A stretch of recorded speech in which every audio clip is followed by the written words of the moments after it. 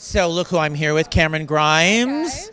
So 45 years of Y&R, Yes. and she's got a very you have a distinct situation here. You can't. We're a little girl on the show. I played Cassie Newman for I think 10 years originally on the show. I started when I was about 6 and went to like 15, 16, and then I came back 5 years ago, and I am a totally different character.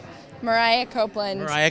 Her twin. She kicks ass. Her twin, Cassie's twin that they didn't know was alive or and existed at all. So that's been unique. But you do realize that when Cassie died, that episode is probably the most iconic episode, most memorable, because there you had Joshua and Sharon.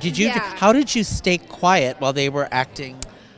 Oh, I did my best. That was really hard because it wasn't just Sharon and Josh that were and it had been 2 days because the episode before was Victor saying goodbye to Cassie and Melody saying goodbye, and Amelia had just started, and it was like her third episode or something. She was like saying goodbye to, and not only they were crying, the whole stage was crying. The camera guys were crying. Everyone had come down to watch, and so it was very difficult. And I was crying, but I was trying to cry out of the so that it would drip down here so that you couldn't see it.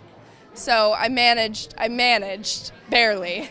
And then you came back years later, and all of a sudden they have decided, and it's really the perfect character, to really have her, realize her sexuality and come to terms with it. And what I love about Mariah is she's sort of an antithesis to Cassie, but as she kind of rounds out those edges to her personality that she has because of her rough upbringing and her experiences, you wonder how different Cassie and Mariah would have really been if they had grown up together. So you start to see the softness come in. You start to see her open up and become more giving and lovable and vulnerable, and I think that that's been really cool to explore with the character, especially with this story about her coming out as I guess that's what my question is. She sexually fluid, or is she bi, or is she gay, or what do you theorize? I like to say, in a time where everybody is exploring and breaking down and assigning new labels, it's a very tumultuous is the wrong word, because that means it has a negative connotation. It doesn't. It just is, everybody's figuring it out still. It's these social constructs that are being broken down, and I think in that it's nice to just have this love story that there hasn't once been a label that we've said. We haven't ever once said, I'm gay, I'm bi, it was, I love this person, and I don't know what to say other than that, and that's what I'm going with. And it was a surprise for Mariah, it was a surprise for Tessa, and it was a surprise for the audience. And I love that we haven't tried to make it or fit it in a hole, because I think that follows what's happening in the world right now. When you did the scenes with Sharon that got you nominated, that we spoke about, did you know at the time when you did that, did you feel it in the moment in delivering that performance, I just nailed this? I was happy. I was happy. I'm, now watching it, having to watch, and I'm my own worst critic. So I definitely see things in moments where I'm like, oh, I could have done this, but I could have done that better. But I was just so excited to do it. I hadn't done drama in so long, and I hadn't really had anything to sink my teeth into.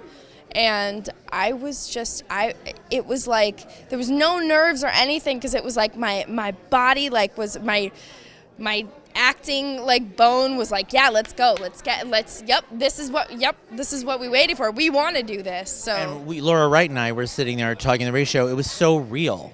We just felt it was so authentic, and there wasn't a false note. Yeah. There really wasn't. It didn't feel like I was watching, oh, how many times have we seen someone struggle with their, Yeah. It was just like, oh, thank you. That really means a lot to me. I mean, and I know personal experience of things too, of people that have had to say this truth to their parent.